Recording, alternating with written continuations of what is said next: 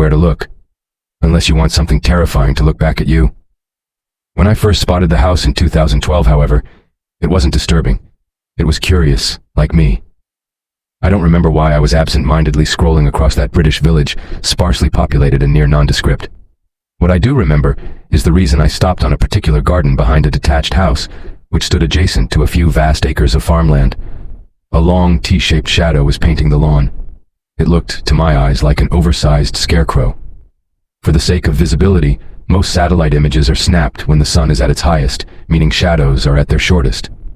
You'll rarely see people walking out and about, and even if you do, their shades won't give them away. It couldn't have been a person standing with arms outstretched. Then again, something about my scarecrow hypothesis didn't sit well either. In any case, I was a teenager at the time, and my interests were fickle.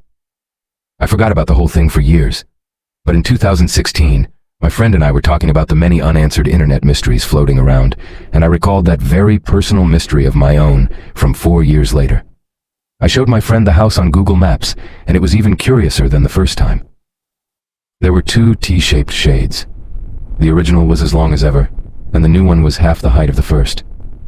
Very odd shadows, Oliver admitted.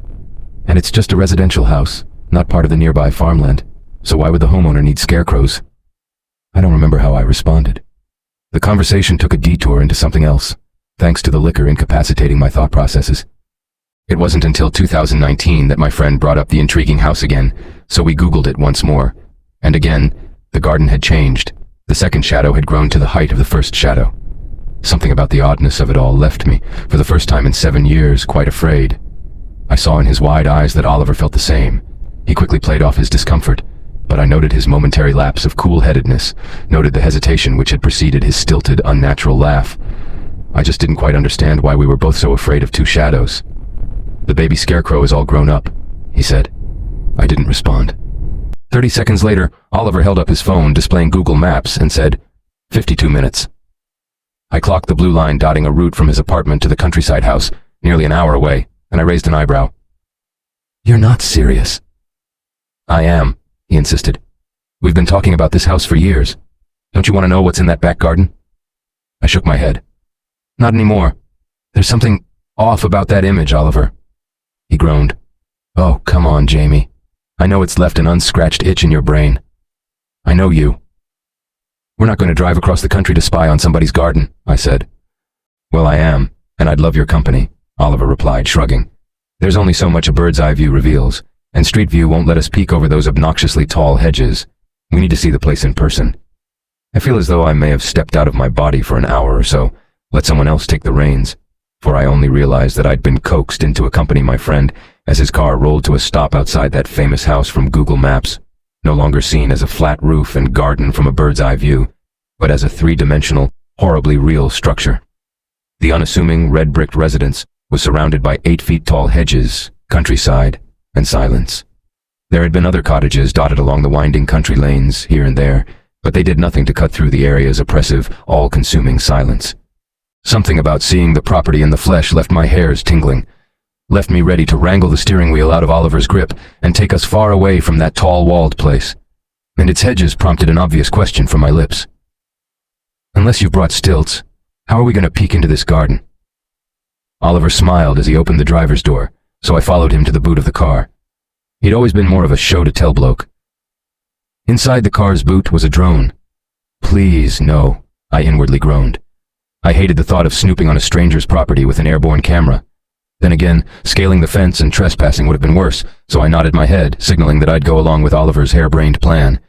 He quickly took the drone up into the sky, and we watched the live feed on his tablet controller as the white, bladed plastic insect sailed loudly above the house, rotors blurring against the sky. Oliver took the device over the roof tiles, and we both held our breath as the garden came into view. Then we exhaled in harsh, painful gasps of shock at the revealed casters of the long shadows I had seen in photos for 7 years. Not scarecrows at all. 2 humans were tied with thick, well-knotted rope around their wrists and legs to large wooden crosses. Perhaps as much as the thought horrified me, crucifixes. My friend and I did not scream, but instead fell very silent, very still.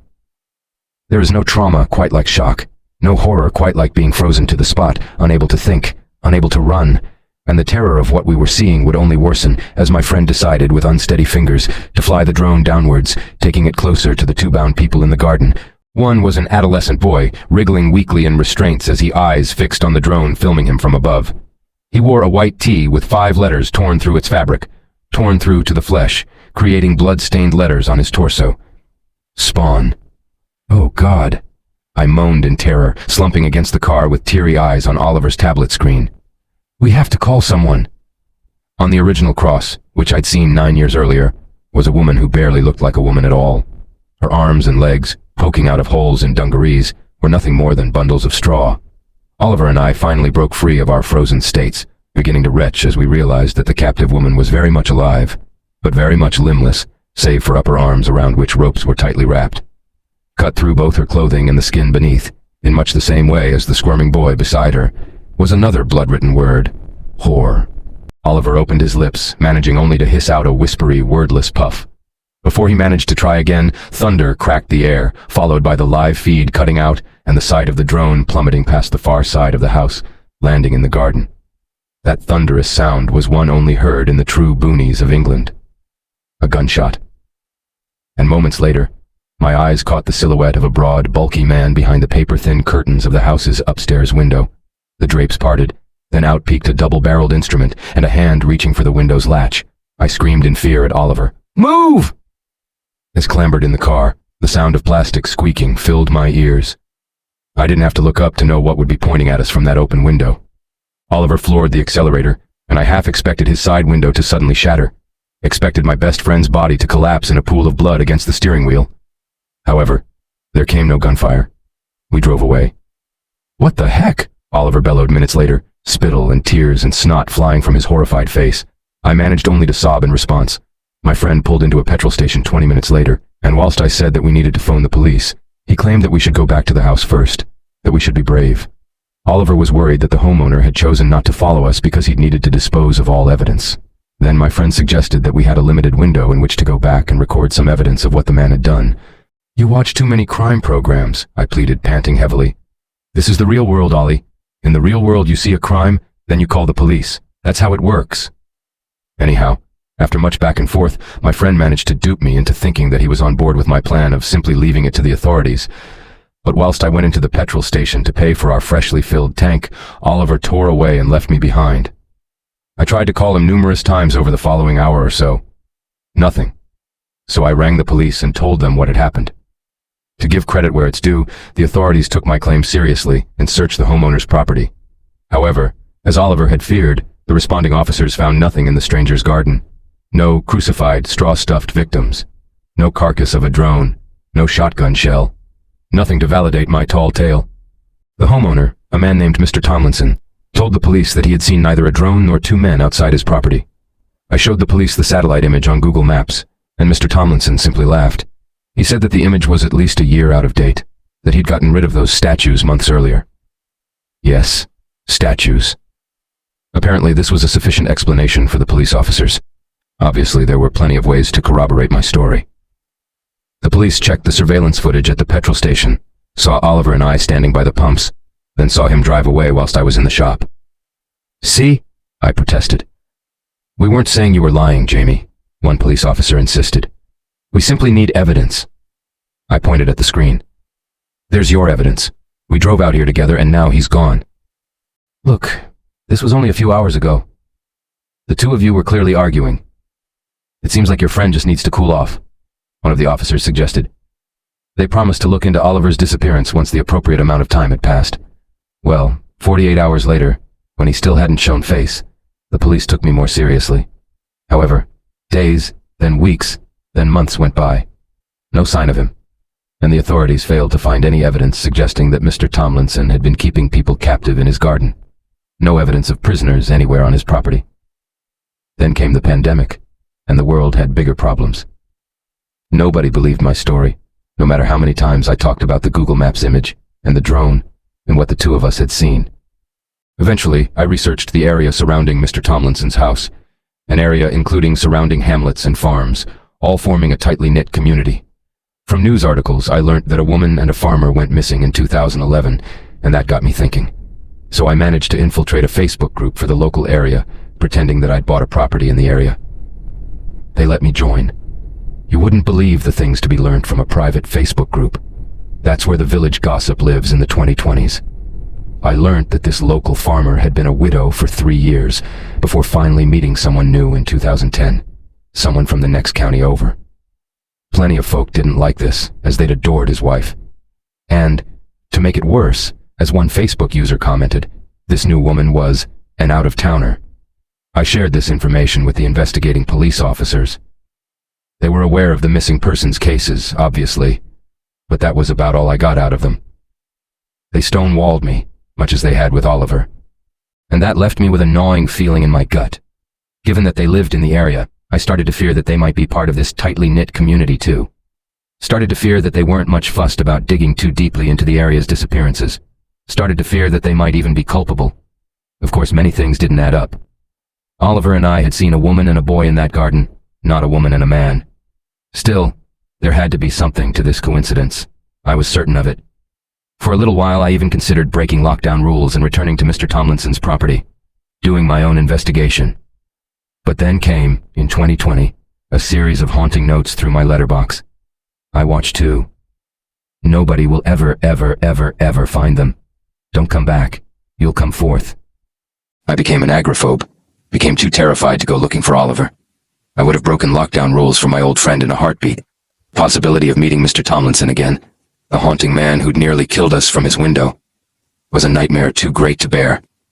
Call me a coward if you must, but ask yourself what you would do in such a situation. Every day I checked my windows, expecting to see that stranger watching me from the driveway or the back garden. I have no idea how he found out where I lived. In early 2023, just as my phobia of the outdoors showed signs of somewhat abating, I thought about a particular word in that third and final note. Forth. I had previously thought it to be a misspelling. I assumed Mr. Tomlinson had intended to write, "He'll come forth." But a new possibility popped into my head. When I returned to Google Maps once again, the last vestige of hope abandoned my body, and dread took its place. In the latest satellite image of Mr. Tomlinson's house, 3 T-shaped shadows painted the grass. I know who the third must be, but I'm still, 2 years later, too frightened to return and see for myself. Too frightened that I'll become the 4th shadow in the garden. More straw than man.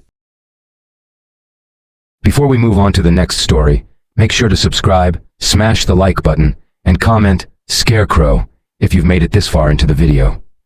Thank you.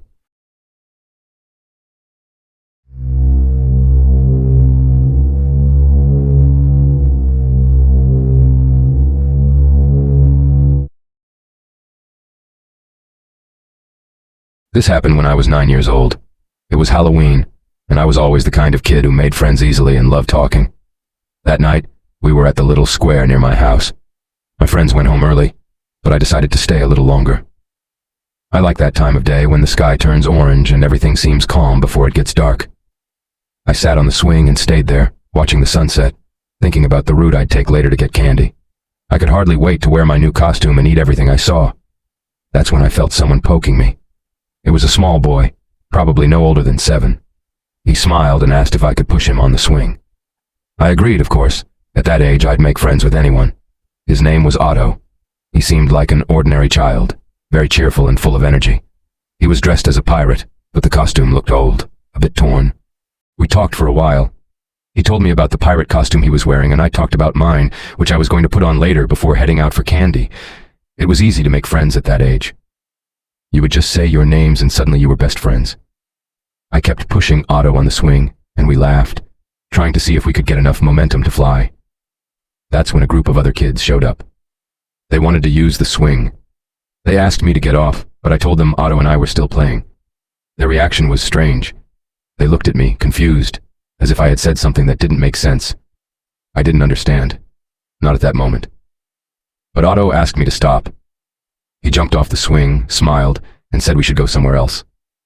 "It's getting dark," he said. I told him I needed to go home to put on my new costume. He seemed excited about that and said he wanted to see it. I didn't think much about it.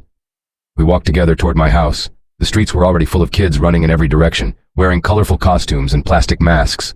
The sound of "trick or treat" echoed from time to time, mixed with laughter and hurried footsteps. Otto and I, who now seemed like friends of years, watched all of that with the excitement of knowing the best part of the night was still to come. When we got to my house, I told him to start trick-or-treating at the neighboring houses while I took a shower and put on my costume. He smiled and said okay, waiting for me to go in before continuing.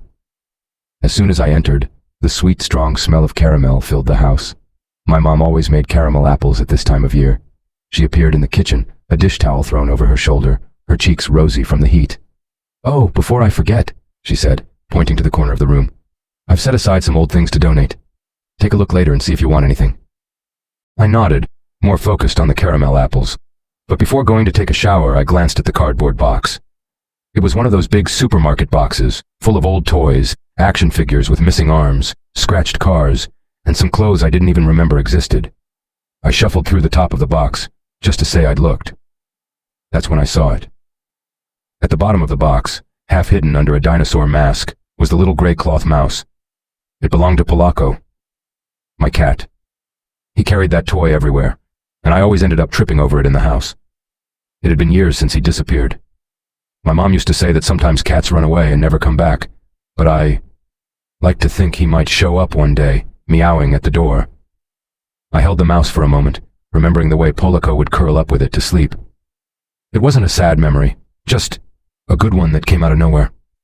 I put the toy aside, grabbed an apple from the bucket, and went upstairs to shower. I lost track of time in the shower, only realized it when my mom yelled, asking if I had drowned in the bathroom. In my room, I looked at myself in the mirror, and in my head, I heard the imaginary theme song of a hero transforming. I put on my ninja costume and started posing in front of the mirror, thinking I looked amazing. As a kid, that was enough to feel invincible. I called out to my mom that I wouldn't be out too late and dashed out the door. Otto was there, on the same sidewalk as before, with an empty bag. I thought it was strange. I had told him to start without me, but there he was, as if he had never left. He smiled when he saw me, and I felt a slight unease that I couldn't explain. His pirate costume, which I had originally thought was just old and a little torn, now seemed kind of dirty. There was a dark stain on the sleeve that I hadn't noticed before, but I ended up ignoring it. And then the night really began. We went door to door, running through the streets lit by Halloween lights. At each house, a new costume, a new candy. Otto, always by my side, smiling and having as much fun as I was. Strangely, Otto didn't interact when they were handing out candy. They would compliment my costume, make nice comments, and drop a handful of candy into my bag. This happened at almost every house. But something felt off. They didn't seem to notice Otto. And Otto didn't seem to notice them. He just stepped back a little when they opened the door. I thought it wasn't right. They were ignoring my new friend. But I didn't let it bother me. We still had plenty of fun to have. We knocked on a few more doors, and my bag was almost full. The house lights were gradually going out. One by one, the windows that had been lit up with Halloween decorations faded into darkness. The sound of kids running and shouting, "Trick or treat," was growing distant, like a faint echo. Otto kept smiling, as if nothing had changed. When we passed by a square, I heard the sound of dry leaves scraping along the ground, blown by the wind. A nearby streetlight flickered twice before going out. A damp, earthy smell filled the air. In a quiet corner, near a tree full of fake cobwebs and rubber bats hanging from it, Otto and I stopped. We sat on the sidewalk, the ground still warm from the day. We opened a few candy wrappers and sat there talking. I found it strange that Otto wasn't eating any of the candy, so I asked him about it. He simply replied that he didn't like candy much. That made my jaw drop. It never occurred to me that anyone wouldn't like candy. Otto laughed. That's when he stopped suddenly. He lowered his head for a moment, and when he looked up, he spoke in a much lower voice, but loud enough for me to hear. "I don't want to go back home. I want to go with you." There was something strange about that sentence, the way he said it, as if going home wasn't about heading back after trick-or-treating, but something he desperately wanted to avoid. I tried to make a joke. "What, your mom won't be mad if you disappear?" He gave a sad smile. A smile I didn't understand at the time, and he only replied, "She doesn't miss me." The way he said it, it sent a chill up my spine. Doing my best not to think about it, we kept walking through the neighborhood. The orange and purple lights blinked on the balconies, and the distant sound of kids yelling, "Trick or treat," tried to keep the mood light, but it wasn't working. And then we saw it. An accident. A dog. Hit by a car. There were people gathered around trying to help, but you could tell, just from looking from a distance, that it was too late. It wasn't moving anymore. I stopped. So did Otto. My experience with something like this was different. Palico just vanished, but the dog, clearly dead, in front of its family. When I looked to the side, Otto was motionless, eyes locked on the dog's body. He didn't say a word, didn't blink, didn't even seem to breathe. I called his name, once, twice, 3 times. The sound of my own voice felt strange. The 3rd time I shouted, but he didn't move. I touched his shoulder. Cold. Stiff. I shook him. Nothing. It was only when I grabbed his arm, trying to pull him away, that he stumbled and fell. The fall was sharp, landing on his butt. When he got up, his eyes looked normal again. He smiled as if nothing had happened. It was getting late. I wanted to leave, but Otto wanted to keep walking, and something wouldn't let me abandon him there. Want to come to my house? We can call your mom to pick you up, and I can show you something cool. You'll like it. I thought it was weird, this sudden change. One moment he didn't want to go home, now he's inviting me over. It was confusing, maybe because I was still following him around. I refused. I didn't think twice, just said I'd head home alone. Otto looked at me with that strange smile, almost like he already knew what I was going to say. I turned around and looked down the street behind me. Complete darkness. The street was empty. Completely empty. I took a step into the darkness, but something was pulling me back. I stood there, feeling the heavy air. The sounds of the night seemed to have vanished. No more laughter, no distant footsteps. I looked at Otto. He was still there, motionless, with that unshakable smile. A smile that made no sense. I tried to take a deep breath, but the feeling of unease only grew stronger. Something wasn't right. Otto was my friend, so why was I so scared? With my chest tight, not knowing how, not knowing why, I heard myself mumble without control. Okay, let's go. And when I looked back at Otto, he just motioned with his hand like he already knew. The walk to his house was short, but each step felt heavier than the last. And though the houses around were normal, something unsettling was in the air. Otto announced that his mom wasn't home yet, probably working late. Inside, the house looked alive. Clean curtains, the smell of fresh coffee, an old photo above the fireplace. Come on, I want to show you my room, Otto said, vanishing down the hallway. Upstairs, I noticed Otto's bedroom door was slightly open. I pushed the door gently. The room looked like any boy's. Made bed, neatly arranged toys, little string lights blinking on the wall, toy cars, stuffed animals, a poster from some old cartoon. But something felt off. On top of the dresser, there were dolls neatly lined up and electric candles flickering, and in the center, a photo of Otto. He was smiling in the picture, but the eyes looked empty, different. Beneath the photo, a folded piece of paper. I picked it up. Forgive me. I created a monster. May God receive this poor soul and those he's hurt. A chill ran down my spine again. I died, Otto suddenly said, voice low, as if confessing a secret. She killed me. Otto lowered his head, his fingers playing with the edge of his costume.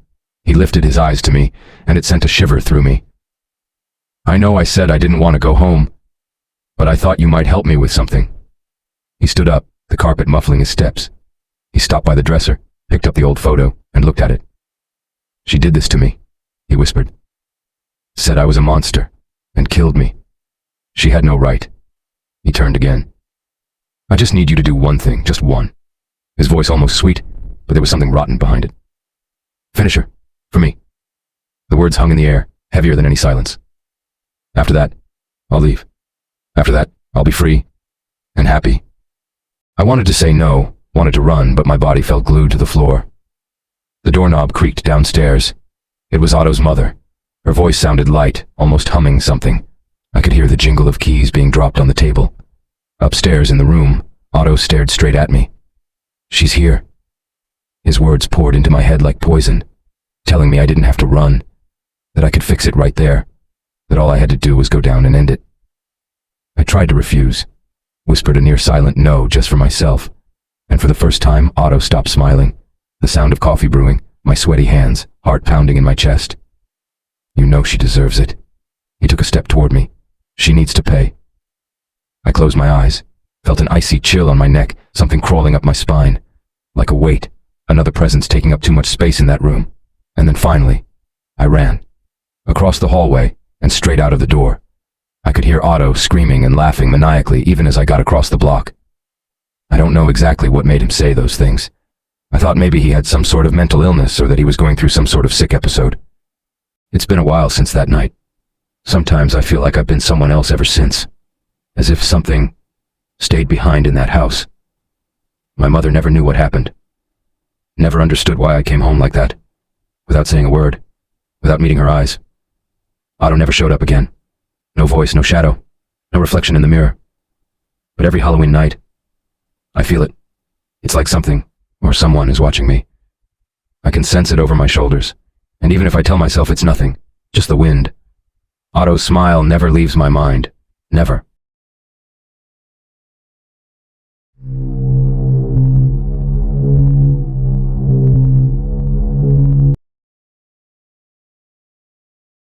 Natalie had a habit of recommending strange apps. During a late-night video call, she laughed as she told me about one she'd just discovered, an app that tracked your sleep and recorded any sounds you made through the night. She'd tried it the night before, and to her surprise, it had caught her mumbling in her sleep. "I always thought I was quiet when I slept," she said, giggling. I raised an eyebrow. "You should try it," she insisted. "I don't know." "Come on, don't be boring. It's better than the last one, I promise." The last one she'd begged me to try was some bizarre app that tracked how often you went to the bathroom. It even connected you with friends so they could see your habits. Nat thought it was hilarious. "Absolutely not," I had told her. "Why would I want you to know how often I pee?" She laughed like it was the best joke in the world. This new app, though, this one was different. Intriguing. After Nat hung up to answer a call from her sister, I kept thinking about it. I went about the rest of my evening, walked my dogs, took a shower, ate something light, dried my hair, and climbed into bed. I found myself opening the link Nat had sent. I downloaded the app, registered, and began to explore. It seemed more sophisticated than I expected. It tracked sleep stages, included meditation guides, and allowed you to set sleep alarms and personalized routines. Curious, I tried one of the guided meditations to help me fall asleep. Insomnia had been my silent companion for years. I activated the night mode, the feature that would record any sounds I made while sleeping. The next morning, I opened the app out of sheer curiosity. I hadn't expected to find anything, really. But when I clicked on the night mode tab, there was a new entry. 3 audio clips detected. I plugged in my headphones. The first one was me shifting in bed. The second one was what seemed like a soft snore. And the third, my voice, mumbling. I couldn't make out much, just pieces. "No, I already told you that. It's not now. Not yet." The weird thing was, it sounded like I was responding to something. Not just random sleep talk. It had a rhythm, a back and forth. But there was only one voice. Mine. I shook my head and laughed a little nervously. I must have been dreaming, that's all. Maybe I'd watched something weird before bed. Maybe the meditation had done something funky to my brain. Still, I couldn't help but feel strange. That night, I set the app again. Maybe I wanted to prove it was just a fluke. When I woke up, there were 4 new clips. This time, the phrases were clearer. "I told you to leave me alone." A pause. Silence.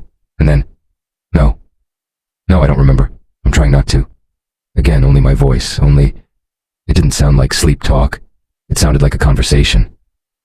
By the 3rd night, I couldn't pretend I wasn't scared. I activated the night mode again. And again, there were recordings. One in particular made my skin crawl. "Why do you keep asking me that?" A pause. Then my voice again. "I told you.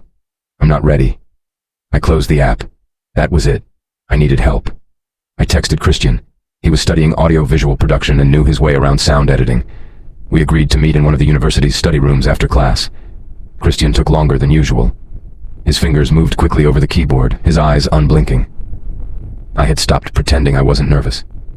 I was chewing on my thumbnail without realizing it. "Got it," he finally said. His voice didn't sound like I expected. There was no tone of triumph, no relief. It was flat. I looked at him and he just gestured for me to put on the headphones. I obeyed.